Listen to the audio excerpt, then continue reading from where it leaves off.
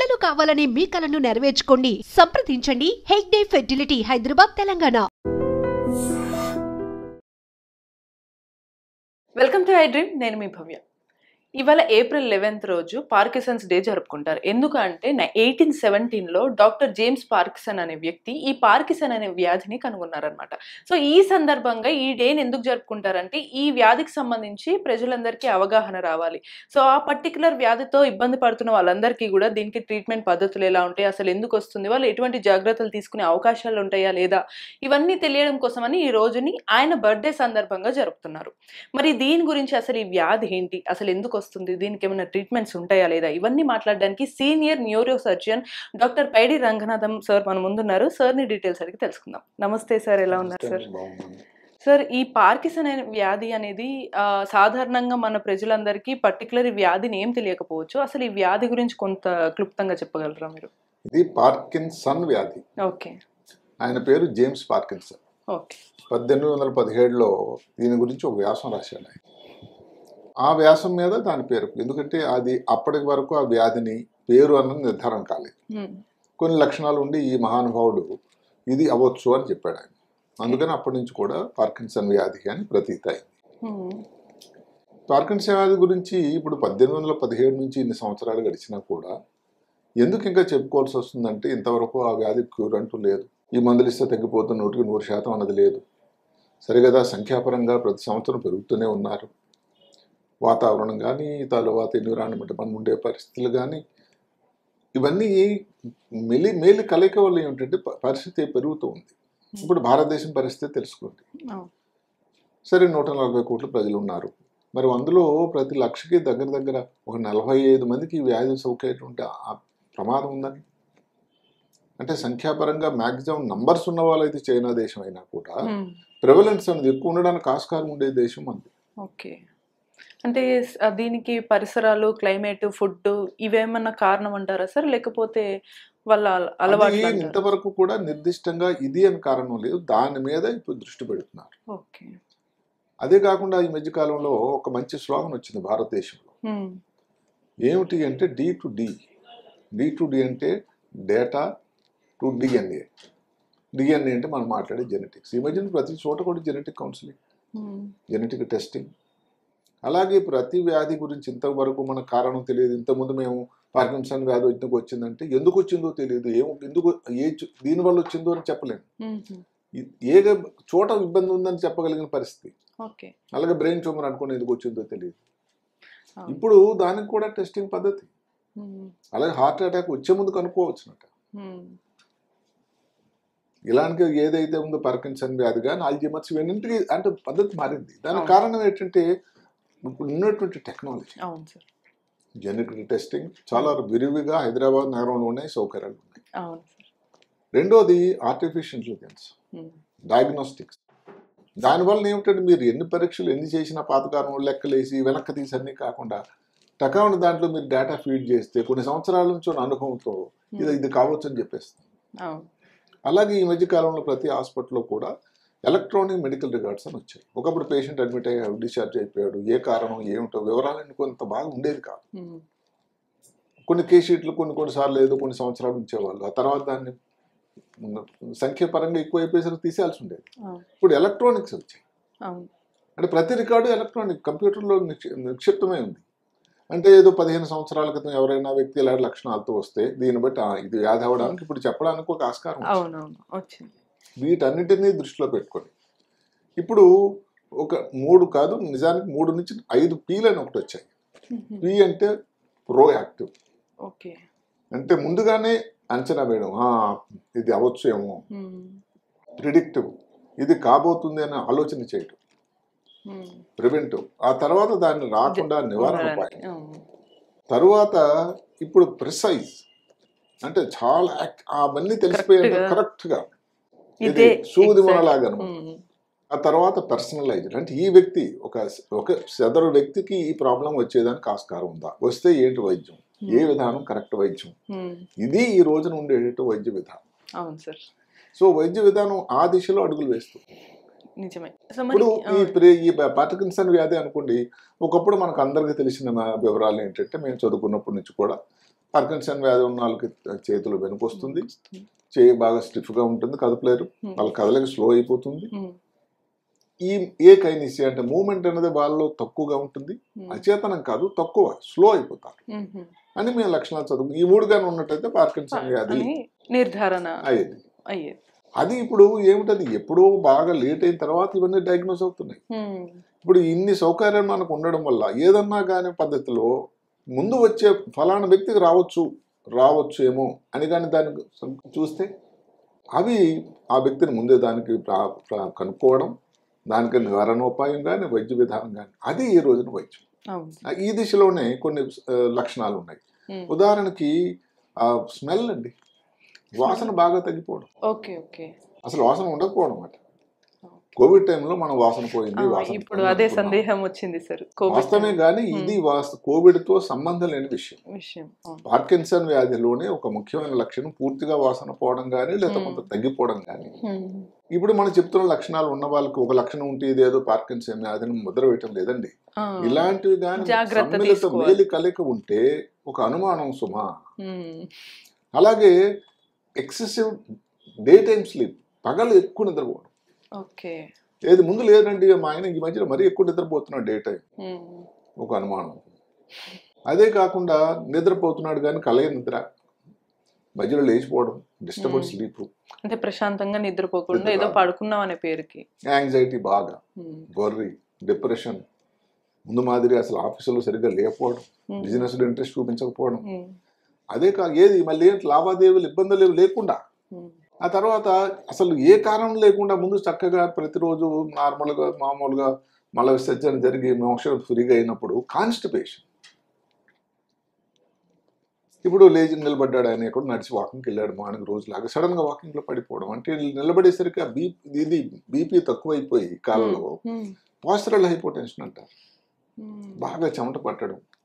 అంతవరకు ఎందుకండి, చాలా పక్కాగా క్యాలిక్యులేషన్ ఎబిలిటీ, డెసిషన్ మేకింగ్, ఫటాఫట్ మెమరీ, ఎవరిని చూసినా ఎలా ఉన్నారని పలకరించే వ్యక్తి సడన్ గా ఇవి తగ్గిపోవడం. ఇలాంటి లక్షణాలు కానీ వస్తే పార్కిన్సన్ వ్యాధి కావచ్చు అని. సార్, అంటే ఇక్కడ ఇంకో చిన్న సందేహం మనకి, సాధారణంగా ఇది స్మెల్ కూడా తగ్గిపోతుంది అన్నారు. కోవిడ్ తర్వాత చాలా మందికి కోవిడ్ వల్ల స్మెల్ తగ్గిపోవడం, టేస్ట్ కూడా తగ్గిపోయింది.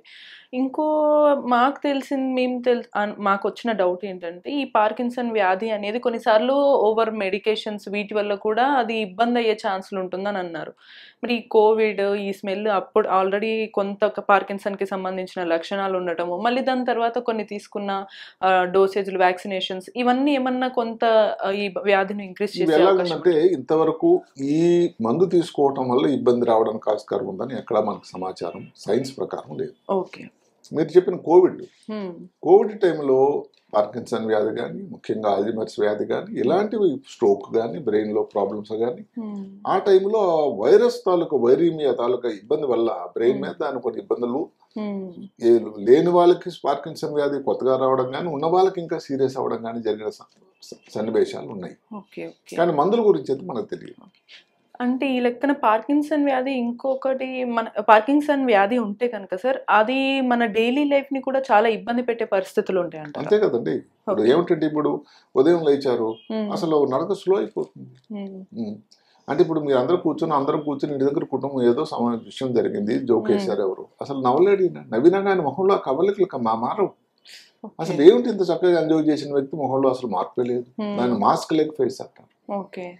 ఇప్పుడు మామూలుగా నా 3 గంటల 3 కిలోమీటర్లు హాయిగా చేసే వచ్చిన వ్యక్తి స్లో అయిపోయాడు. మిగతా అతనితో కలిసి వాళ్ళందరూ ఏంటో స్లో అయిపోయానని చెప్తారు. ఇవన్నీ కూడా ఇబ్బందులే. ఇది కొన్నిసార్లు హార్ట్ కి కానీ, బ్రెయిన్ కి కానీ, వీటికి కూడా స్ట్రోక్ వచ్చే ఛాన్సులు, అంత తీవ్రత పెరిగే అవకాశం ఉందంటున్నారు. నిజమే? దీనివల్ల స్ట్రోక్ రావడానికి అవకాశం చాలా తక్కువ. ఇక్కడ జరిగింది ఇంకోటి ఏమిటంటే, ఇప్పుడు తగ్గిపోయినాయి కానీ ఏదో బ్యాంకులో సైన్ చేశారు అనుకోండి, సిగ్నేచర్ తేడా రావడం, మైక్రోగ్రాఫీ అక్షరాలు చిన్నవి అయిపోతాయి, నడుస్తూ ముందుకు పడిపోతారు, ఒకసారి మళ్ళీ వెనక్కి వెళ్ళిపోతారు. ప్రొపల్షన్, రిట్రోపల్షన్ అంటారు. అంటే వాళ్ళకి ఆధీనం లేదు, వాళ్ళ కంట్రోల్ లేదు. సార్ ఇది సాధారణంగా ఉన్న డౌట్. తాజాగా మనం ఒక సెలబ్రిటీని చూసాము. మధ్యలో హెల్త్ బాలేక విపరీతమైన షివరింగ్ అవ్వడం, మైక్ కూడా పట్టుకోలేకపోవడం. కొద్ది రోజులకి నయమైంది. బట్ ఇవన్నీ కూడా ఒక రకంగా పార్కిన్సన్ అంటే లక్షణాలు లేదు, అనుకోవచ్చా? సెలబ్రిటీ తాలూకా వివరాలు అని మనకు పూర్తిగా ఉన్నంత వరకు ఇది అని ముద్ర వేయడం అన్నది సరైన పద్ధతి కాదు. మనం దీని గురించి ఏమిటి, పార్కిన్సన్ వ్యాధిలో మెదడు లోపల కొన్ని భాగాల్లో దాని తేడా వస్తుంది. మామూలుగా ఏమిటంటే మెదడు లోపల లోపల ఉండే బేసల్ గాంగ్లియా అని ముఖ్య కేంద్రం ఉంటుంది. అక్కడ డోపమైన్ అనేది ఒక ద్రావకం తయారవుతుంది. ఆ ద్రావకం తయారు తక్కువ అవడం వల్ల వస్తుందని చెప్తాం. అని మెదడుగా బ్రెయిన్ లో ఈ ప్రాంతం అని చెప్పుకునేవాళ్ళు. దాన్ని సబ్స్టాన్స్ నైగర్ అంటారు, బేసల్ గాంగ్లియా అంటారు, కార్టికల్. ఈ మధ్య కాలంలో కొన్ని చోట్ల వచ్చాయి. ఇప్పుడు ఏదైతే ఉందో ఈ ఫ్రాంటల్ లోబ్ అని, అంటే మెదడులో ఉండేటువంటి ప్రాంతాన్ని ఫ్రాంటల్ లోబ్ అంటే ముందు భాగాన్ని, ఈ జ్ఞాపక శక్తికి, తెలివికి, క్యాలిక్యులేషన్ కి వీటి కేంద్రం. ఈ పార్కిన్సన్ వ్యాధులు ఈ ప్రాంతం కూడా అఫెక్ట్ అవుతుందట.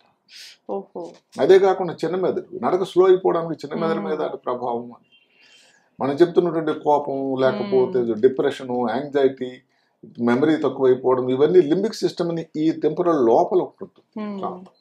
ఆ చోట్ల దాని ఎఫెక్ట్ రావచ్చు. ఇంతకుముందు చెప్పినట్టుగా ఒక్క బేసల్ గాంగ్లియా అనేది కాకుండా మెదడు లోపల మిగతా ప్రాంతంలో కూడా ఈ ఇబ్బంది రావచ్చు అని ఇప్పుడు క్లియర్ గా తెలుస్తుంది మనకి.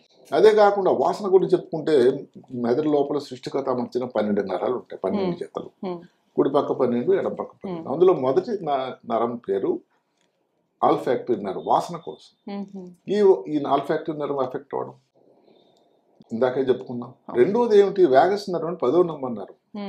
అది దేనికి, జీర్ణ ప్రక్రియ కోసం, జీర్ణాశయానికి సప్లై చేస్తుంది. ఇప్పుడు ఈ మధ్య కాలంలో వచ్చింది gut is the second brain అంటున్నారు. అంటే ఏమిటి, గట్ట నుంచి మెదడుకి సరఫరా కనెక్షన్ మొదలైంది. ఇక్కడ తేడా వచ్చిన జీర్ణ ప్రక్రియ కూడా రావడం, ఇబ్బంది రావడం, సరిగా ఏదైనా డైరియా లాంటిది రావడం, ఒక పక్క నుంచి కాన్స్టిపేషన్, ఇంకో పక్క నుంచి డైరియా. అదే కాకుండా ఈ మిగతా ప్రాంతాల్లో హైపోథాలమస్ నిద్రపోవడానికి కారణం అయితే మెదడు లోపల ఉండేటువంటి హైపోథాలమస్ అనే కేంద్రం. ఈ నిద్రని, టెంపరేచర్ని ఇవన్నీ రెగ్యులేట్ చేసేటువంటి ముఖ్య కేంద్రం. ఇలాంటి దగ్గర ఈ ప్రాబ్లమ్స్ అంటూ అంటే ఒక రకంగా ఈ పార్కిన్సన్ వ్యాధి ఒకవేళ ఫస్ట్ వస్తే కనుక అది ఒళ్ళంతా కూడా వ్యాపించే అవకాశాలు ఉన్నాయి అంటారా సార్? లేదు, దాని ప్రభావం వంటి మీద వస్తుంది, కానీ ఉన్నది మాత్రం బ్రెయిన్ లోపల. ఇప్పుడు చెప్పుకున్న ఫ్రంటల్ లోబ్ బ్రెయిన్ ద్వారా ఫంక్షన్ అయ్యే ఏ పార్ట్కి వచ్చినా కూడా చేతుల్లో వస్తుంది, లేకపోతే ట్రెమర్ అనేది చేతుల్లో వస్తుంది, నడకంటే కాల్లో వస్తుంది. మెదడు తాలూకు ఇబ్బంది వల్లే ముందంతా షార్ప్నెస్ తగ్గిపోతుంది, నెమ్మది అయిపోతారు. ఇలాంటివన్నీ మెదడులో ఉండేటువంటి ద్రావకం డోపమైన్ తక్కువ వల్లే పార్కిన్సన్ కాదు, ఇది చాలా క్లియర్. మనం కనుక్కోవాల్సిందల్లా కూడా ఏదైనా వచ్చిన తర్వాత బాగా లేట్ అయిపోయిన తర్వాత కాకుండా ముందు ఈ లక్షణాలన్నిటి తాలూకుతో వాసనలో ప్రాబ్లం కానీ, లేకపోతే ఎక్కువ నిద్ర కానీ, కాన్స్టిపేషన్ కానీ, కోపం కానీ, లేకపోతే డిప్రెషన్, యాంగ్జైటీ, ఇలాంటి లక్షణాలు విపరీతమైన యాక్టివిటీ అనేది చాలా స్లో అయిపోవడం, బాగా స్వెట్టింగ్, అది ఆ కారణం లేదు, వేసవి లేదు, చలికాలం కూడా స్వెట్టింగ్, నిలబడినంపటి సడన్ గా కింద పడిపోవడం, ఎందుకంటే బీపీ తగ్గిపోవడం. పరీక్ష చేస్తే చేతుల్లో కాళ్ళు బీపీ టెస్ట్ చేయొచ్చు, కాళ్ళు ఉన్న బీపీ బాగా తగ్గిపోవడం, దాన్ని పోసరాల్ హైపోటెన్షన్. సరే, తిమ్మిర్లు కూడా దీనికి లక్షణాలు అనుకోవచ్చు? తిమ్మిర్లు కొంతవరకు, ఇలాగ ఇది చాలా క్లియర్. ఇది సైన్స్ లో ఏంటంటే ఈ లక్షణాలు ఈ జబ్బుకని ఉంటాయి. ఇప్పుడు దానికంటే ముఖ్యం ఏంటంటే లక్షణాలు మనం మాట్లాడుకున్న తర్వాత ఇప్పుడు ముందు చెప్పుకున్న టెస్టుల్లో ఏదన్నా కానీ ముందు వచ్చిందా వస్తుందా అని చెప్పడానికి ఏదన్నా పద్ధతి ఉందా? కారణాల గురించి ఆలోచిస్తే కొంతవరకు వాతావరణం, ఎన్విరాన్మెంట్, మనం ఉండే వాతావరణం, ఎయిర్ పొల్యూషన్ కానీ. రెండోది ఏమిటి, ఇందాక మనం చెప్పుకున్న డిఎన్ఏలో కొన్ని జెనెటిక్ టెస్ట్ చేస్తున్నారు. అవి ఒక 6-7 జీన్స్ ఉన్నాయి, పిఎంకే అని, లేకపోతే పింక్ జీన్ అని, లేదా జీబీకే అని, ఇలాగ ఒక 5-6 ఆ జీన్స్లో కానీ దానిలో ఏదన్నా మ్యూటేషన్ అంటారు, ఏదైతే కోవిడ్ టైంలో దాన్ని రూపాంతరం చెందడం మాట్లాడుకున్నామో అలాగే అలాంటిది ఏదో ఉన్నా కూడా ఇది రావచ్చు. వీటన్నిటి కలిపి ఒక ఫార్ములా వచ్చింది, ఒక మ్యాథమెటికల్ ఫార్ములా. దాని పేరు ఏమిటి, పిఆర్ అంటే పార్కిన్సన్ డిజీజ్. తర్వాత దాని నెక్స్ట్ ఏమిటి, ఎన్విరాన్మెంట్ పేరు ఈ. ఈ జెనెటిక్ అన్నదానికి డిఎన్ఏ అని పెట్టారు. ఈ జెనెటిక్ రెండోది ఎన్విరాన్మెంట్ కలిపితే ఇంటరాక్షన్ ఐ, ఈ పార్కిన్సన్ డిసీజ్ వస్తుంది. డి తర్వాత ఐ. ఆ తర్వాత ఏజ్ ని బట్టి ఏ ఏజ్ లో వచ్చింది, 4 ఏమిటి, 5 అన్నిటికంటే లాస్ట్ ఏమిటి జెండర్. ఎందుకంటే ఈ జబ్బు ఎక్కువ మంది మగవాళ్ళు, ఇప్పుడు అదే సందేహం వచ్చింది అన్నట్టు, ఎక్కువగా ఏ ఏజ్ వాళ్ళకి మగవాళ్ళలో ఎక్కువ, మగవాళ్ళలో ఎక్కువగా, అది కూడా ఏజ్ సాధారణంగా అది కూడా 35 చెప్తాను నేను, అది భారతదేశంలో తేడా ఉంది అది. ఓకే. అంటే కంట్రీ వాళ్ళ ఎన్విరాన్మెంట్ బట్టి మారుతుంది కాబట్టి మనకి ఏజ్ డిఫరెన్స్ అయ్యే ఛాన్స్ డిఫరెన్స్ అయితే ఉంటుంది. ఉంది. అదే కాక ఈ ఫార్ములా బట్టి చెప్పాం కదా, ఎన్విరాన్మెంట్ కానీ లేకపోతే జీన్స్ కానీ ఏజ్ని కానీ ఇవన్నీ కలిపిస్తే మగవాళ్ళ స్త్రీలని ఇవన్నీ కలిపి ఎవరికైనా ఈ లక్షణాలు కనబడ్డాయి అనుకోండి, ఏవి ఈ డల్గా ఉండడం కానీ, యాంగ్జైటీ, ఎక్కువ నిద్రపోవడం, వాసన తగ్గడం, చెమట పట్టడం, కాన్స్టిపేషన్ ఇవి కానీ ఉండేటట్టు అయితే అప్పుడు దాని గురించి ఆలోచన చేయాల్సిన అవసరం. అంటే ఒక్క లక్షణం కాకుండా ఇవన్నీ మల్టిపుల్ గా, అంటే సాధారణంగా కొన్ని చిన్నవి వచ్చేవి కామన్, కానీ ఇవన్నీ కలిపి వస్తే కనుక ఖచ్చితంగా అది పార్కిన్సన్ అయ్యి ఉండొచ్చేమో. ఒకసారి జాగ్రత్త. డాక్టర్ తీసుకోవడం కాదు, వెంటనే డాక్టర్ సంప్రదించాలి.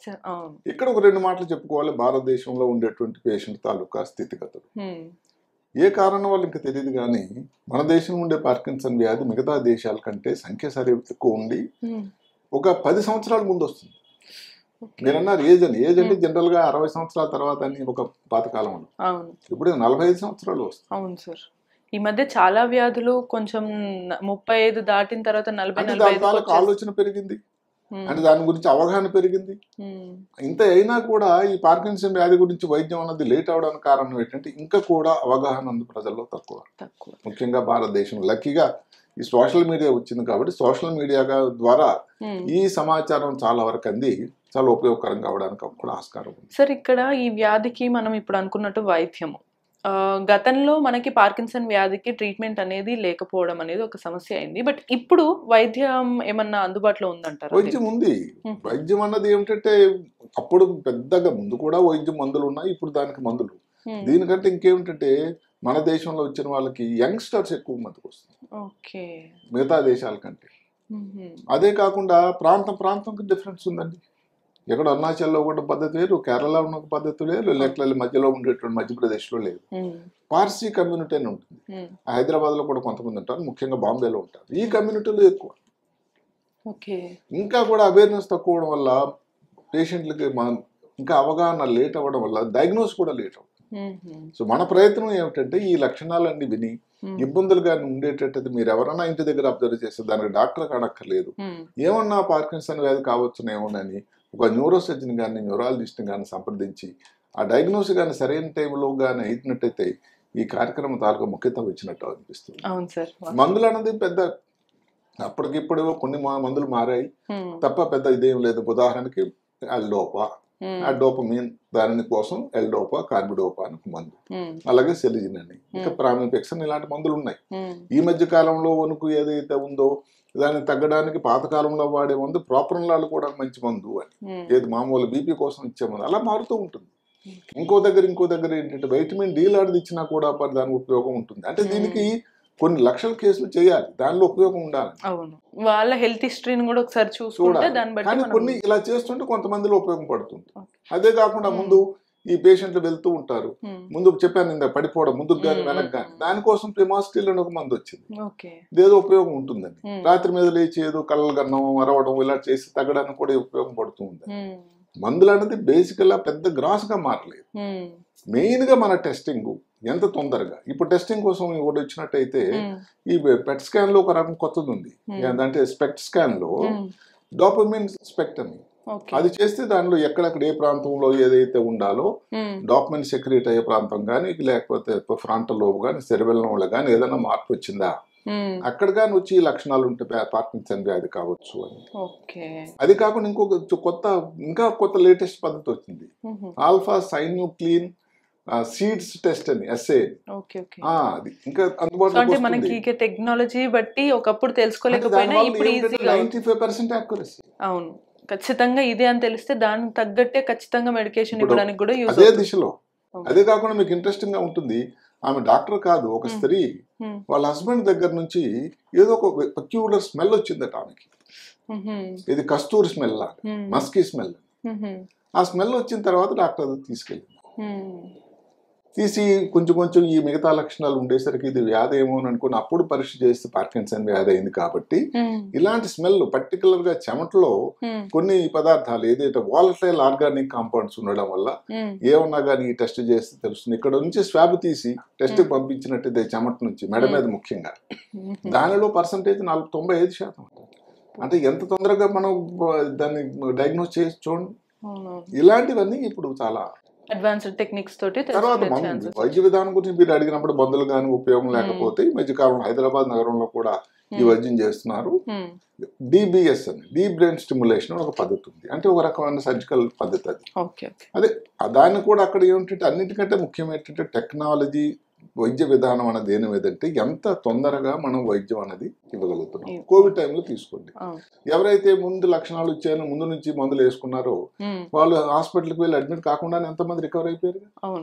ఇప్పుడు అలాంటి పరిస్థితి పార్కిన్సన్ వ్యాధి కూడా వస్తే ఎంత బాగుంటుంది. దానికి ఇప్పుడు ఏదైతే ఈ స్మెల్ టెస్ట్ కానీ లేకపోతే ఇందాక చెప్పినటువంటి లక్షణాలు కానీ ఈ ఎస్ఐ ఏదైతే సైన్యూక్లియన్ ఆల్ఫా సైన్యూక్లియన్ టెస్ట్ అని కానీ ఇవన్నీ కానీ చేసినట్టయితే పెట్ స్కాన్ కానీ తర్వాత అది కొంచెం కాస్త కూడుకున్నది తొందరగా దానికి డయాగ్నోస్ అవ్వడానికి ఆస్కారం ఉంటుంది. వైద్యం అన్నది ఎప్పుడు కూడా అందుకని ఇందా ముందే చెప్పాను నేను దాని ప్రిడిక్టివ్ ఇది రావచ్చేమో అని అది టైం ఇప్పుడు ప్రతి జబ్బు కోసం కూడా. అలాగే దానికోసం ఏంటంటే ప్రోయాక్టివ్ గా వచ్చిన తర్వాత ఎలాగ చెప్తాం ఎవరన్నా ఇది ప్రోయాక్టివ్ ముందు ఇలాంటి విషయం. భారతదేశంలో 45 తర్వాత వస్తున్నారు, ఆ వ్యక్తి 45 మగవాడు స్లో అయిపోయాడు, ఇలాంటి లక్షణాలు నాలుగు కనబడుతున్నాయి, పార్కిన్సన్ వ్యాధి కాదా అని అనుమానం పొడ చూపిన తర్వాత ఇంటి దగ్గర ఉన్న వాళ్ళు కానీ మామూలుగా ప్రాక్టీషనర్స్ కానీ ఊళ్ళలో గ్రామాల్లో దానిని కానీ ఎంత తొందరగా డయాగ్నోస్ చేస్తే ఇంత ప్రమాదం ఉండడానికి ఆస్కారం. సార్ ఇది ఏమన్నా హెరిడిటరీ లాగా ఇది వ్యాపించే అవకాశం ఉంటుందంటారా? మనం చెప్పుకున్నాం కదా, దానిలో ఇంకా దానికి చాలా పరిశోధనలు అవసరం. కొన్ని జీన్సులు దీనిలో ఉంది, జెనెటిక్ ఉండే వాళ్ళకు కూడా ఇబ్బంది రావడానికి ఆస్కారం ఉంది చెప్తున్నా. జెనెటిక్ గా ఒకవేళ చెక్ చేసిన తర్వాత వ్యాపించే ఛాన్సెస్ జెనెటిక్ టెస్టింగ్ కూడానండి ఇప్పుడు అన్నిటికీ. అందుకని చెప్పాను కదా జెనెటిక్ టెస్టింగ్ అన్నది ఇంకా ముందు రాబోయేది ప్రతి వ్యాధికి కూడా చాలా ముఖ్యమైన విషయం అవుతుంది. సార్ మీరు ఇప్పటి వరకు మన హిస్టరీ పరంగా చూసుకుంటే ఈ పార్కిన్సన్ వ్యాధి వల్ల చాలా తీవ్రంగా ఇబ్బంది పడిన కేసెస్ మళ్ళీ వాటికి నయం చేసిన తాలూకాలు ఏమైనా చూసారా మీరు? అంటే 100% క్యూర్ అంటూ లేదండి.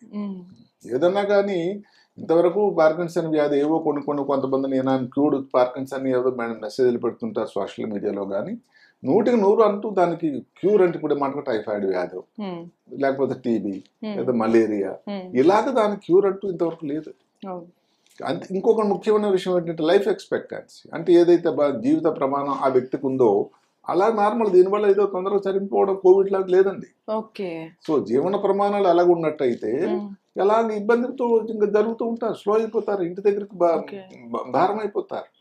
అందుకని అంత ప్రాబ్లం వచ్చిన తర్వాత వైద్యం చేయడానికున్నా ముందే చేయగలిగినట్టయితే ప్రోయాక్టివ్ గా ఆ సూత్రం ఏదైతే ఉందో ముందు చెప్పింది proactive, predictive, preventive, precise and personal care ఇది కానీ వచ్చినట్టయితే ఇంకా ఈ ఇబ్బందిని మనం మాటికి డిస్కస్ చేయాల్సిన అవసరం కూడా ఉన్నదేమో. Exactly sir. సో చివరిగా ఈ పార్కిన్సన్ డే జరుపుకుంటున్న సందర్భంగా ఇప్పుడైనా సరే అందరికి అవేర్నెస్ రావాలని, అలాగే ఒకవేళ రావాలన్నా వాళ్ళు తీసుకోవాల్సిన జాగ్రత్తలు మీరేం సజెస్ట్ చేస్తారు? ఇది ఈ విషయంలో మనం స్ట్రోక్ గురించి మనం చెప్పుకున్నప్పుడు ఏంటంటే ఏదైనా మూత వంకర అయినప్పుడు, చేయి కిందకి పడిపోయినప్పుడు, హ్యాండ్ రైటింగ్ లో తేడా వచ్చినప్పుడు అది స్ట్రోక్ కావచ్చు, మీరు తీసుకెళ్ళండి 6 గంటల లోపల. పార్కిన్సన్ వ్యాధి గురించి కూడా అదే.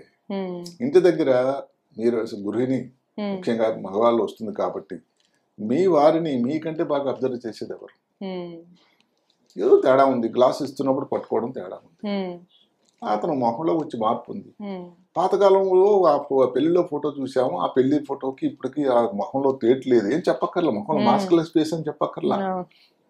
ఇతను నిద్రపోవట్లేదండి, రాత్రి పగలంతా నిద్రపోతాడు, ముందు అసలు నిద్రపోలేదు, ఏం విషయాలు మర్చిపోతున్నాడు ఈ మధ్య, కొంచెం చికాకు పడుతున్నాడు, యాంగ్జైటీ, ఇరిటేషన్. నాకు చెప్పినట్టుగా లేవగానే సడన్ గా మళ్ళీ కూలిపడి మనం ఎప్పుడు వాకింగ్కి వెళ్తే వాళ్ళ మిత్రులు చెప్పారు. ఇలాంటి లక్షణాలు ఏదన్నా వచ్చినట్టయితే ఒక్కసారి డాక్టర్ని సంప్రదించాల్సిన అవసరం చాలా ముఖ్యం. Thank you sir. నమస్తే.